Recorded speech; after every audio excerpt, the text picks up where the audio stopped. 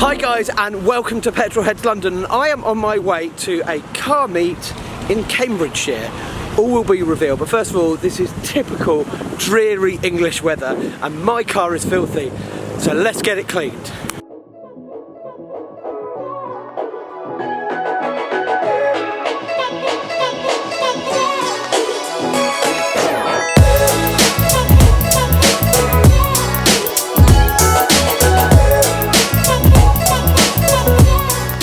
Arrived at the event, and well, what is better than one DeLorean? Two DeLoreans.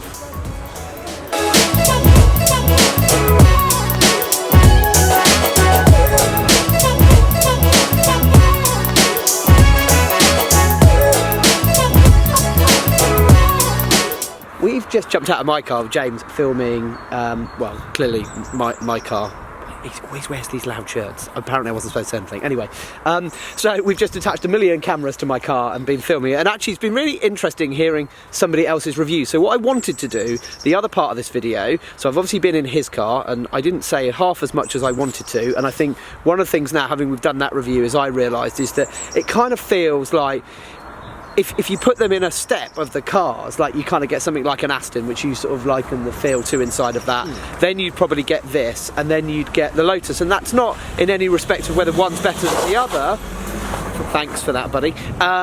It's the fact that, just I suppose in terms of sportiness, and also I think, you know, even though it's got massive tyres, we were just saying the Lotus in this weather has laid down the power far better. Oh yeah, easy. It's been brilliant. I need just basically like a barn to keep 100 cars in, don't I? Because I seem to like everything like jumping. So we're going to jump back in mine, and I'm going to get some of James's views about that as we drive down the road in my car. And he's known for being brutal sometimes, so make sure you go and check out his videos where he's done a really good review of it. So I'm really interested to see that when it goes up. I'll put a link below in this one. So we've been out in both of each other's cars actually, and I've been out in the Evora, and I've still not said enough about it, and I think that's because I've just so taken aback, and we were just chatting about it actually and saying how that's quite a similar perspective from other people who've jumped in that car, and I think it's just that you expect it to be this really harsh, fast sports car, and yes, it is sort of some of those things, but it's not harsh, and it's yeah. Its biggest problem is it's not an Elise. You get two types of people that look at the Evora. They either already have a Lotus or they don't. Yeah. So if they don't have a Lotus, they think of the Elise, and they think the Elise is a small, harsh, rattly, impractical, hardcore, stripped out car. Which it is. Which it kind of is. Yeah. And they think the Evora is the same. So they don't even bother trying one. They buy one of these, or they buy a 911 or something. Yeah. And then you've got the guys that have got an Elise, and they kind of want all of their cars to be small and stripped out and rattly and uncomfortable and unrefined, and the Evora isn't. So they get in an Evora and they're really disappointed as well. You know how many Evoras Lotus have sold? Go on. Like, I mean, I can only pull odd figures here and there because Lotus won't give us an overall number. But someone found the number of Evoras registered since they did the facelift, so the 400 and those variants. Yeah.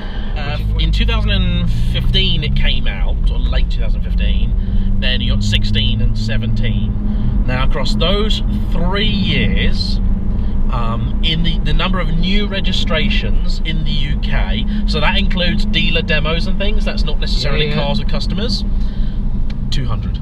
Wow, that's nothing. And you think Jaguar don't sell many cars? Yeah, it's a crying shame. I mean, I've always said it's a cracking car. Yeah, I mean, it really doesn't. Is. It'll never sell in the numbers that a 911 does, and that's fine because I think it would nearly ruin it if it did. Yeah. But it deserves to sell in better numbers than it does. It really does, yeah. And I think one of the things we said, and I can't remember if this has been captured anywhere else because we've been waxing lyrical about things all YouTubers, day. we just there's a lot of rubbish we have to cut out because there's a lot of this, but it's the car you could, I think what you said, you could drive to Spain and then do the mountain roads around there, and you'd enjoy the drive down and you'd enjoy your time there. Yeah.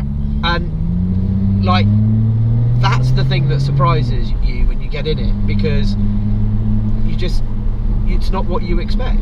There's a narrow window of cars. Like, let's say on in terms of my car reviewing experience, on one extreme you've got, say, like Audi A8, like lovely, luxurious, plush, comfy cruiser. Yeah. Pretty poor in the Benz.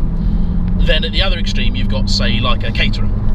Yeah. Hilariously good fun in the corners. But you want to go out on a Saturday and come back to where you came from. And an abysmal.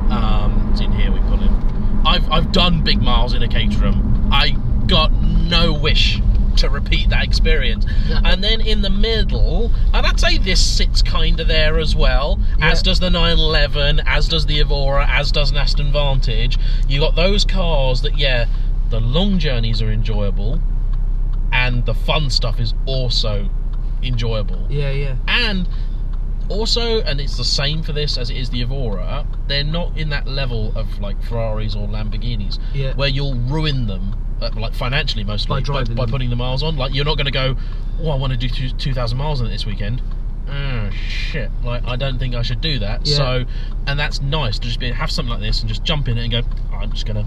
And this is my daily, and yours is sort of one of your dailies. I've put daily miles on it. That's for sure. Yeah. And I think so. It's interesting to see what you think about this. So I've mentioned he's done a video of really reviewing this really well, but it kind of get a kind of candid view from you. Like, you were obviously quite surprised about this because he really wanted to hate this car. I didn't want to hate it. I wanted to like it, actually, but I didn't expect to like it. I mean, I expected it to have a lot more dynamic shortcomings than it does. But it's a good car ultimately. I mean, I'm sure if you lived with it and things went wrong with it, maybe you'd sort of like suddenly fall out of love with it. But it feels like a nice place to be, and I think definitely like sitting.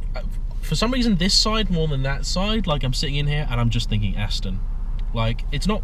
It's got some Aston. It's this long dashboard. It's this feel. It's not quite there in terms of build. But honestly, the new Aston range, I'm not sure they do that much for me. And I also think, well, that's an interesting one, because I think one of the things this car, and listening to you talking about it earlier, is this brings people along with it. And the one thing I found this car is people literally stop in the street and say, oh, nice car. Well, we just went to a car show with loads of really nice cars at, and people flocked around, not just the Evora, but they were flocking around this. Yeah. People liked it. It's something about the way it looks. And, I believe this will become kind of a classic of these kind of two-seater sports cars. I'm sure I'll get trolled for saying that's rubbish, but that's my view. But it does kind of bring people along with it, and I think the driving experience does a bit, and it's not as edgy as it can be. And one of the things we said, it's got these massive fat tyres on this, but it really struggles to lay down the power in weather like this where it's really greasy and slippy. The Evora, not a problem. That's the way it's just. I mean, that's the way it's laid out. That's just the front rear configuration showing its shortcomings, and you've got a lot more weight on the front than you have the rear. That's obviously why the more powerful cars. That's obviously why the more powerful cars have all-wheel drive, because it's just. I mean, this is struggling today, and so adding another 200 pound-foot of torque isn't going to help it. No. But back to the sort of thing around the Astons as well. So I still think that the new Vantage, and this might be quite controversial, is I'm still not convinced by the look of it, and I've not seen one in the flesh. No. Everything I've looked at and seen on reviews is, I want to love it because I've always loved Astons, but it just feels too much of a departure from their classic looks. One thing with this, historically, Jag and Aston have always been kind of interconnected. Obviously they were both owned by Ford at one point.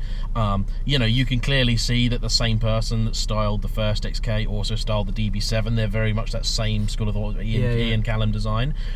And normally Jag have always trailed behind Aston. The Jag will come out with something that looks a bit like the Aston did, and they're always a bit behind. And obviously when they were part of Ford Group, they weren't allowed to be as good as Aston, because otherwise no one would spend the money.